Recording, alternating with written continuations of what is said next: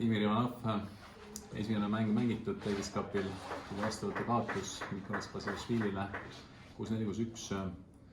Räägi, mis mõtete või mis plaaniga tänasele mängule vastu läksid?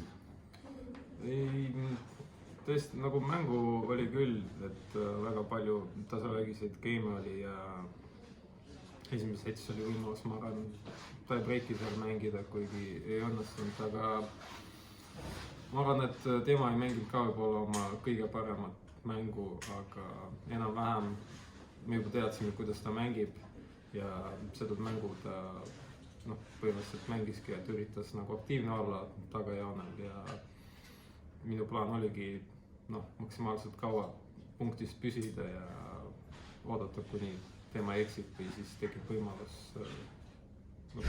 rünnata.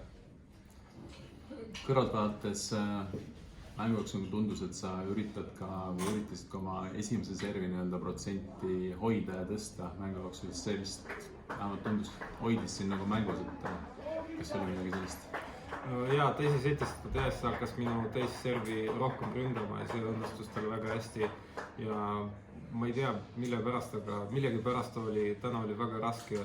Esimest servi oli kontrollida minul kui ka vastasel, ma vaatasin, et peale mänguta esimese servi protsent oli ka suhteliselt madal ja see esimene serv kuidagi mõlemal ei toiminud, esimese servi protsent oli suht väike ja teises setis ma otsustasin, et kuna nägin, et vastane oli juba mu serviga ära harjunud ja hakkas paremini mängima, siis ma üritasin ikkagi rohkem nagu esimest servi protsenti hoida.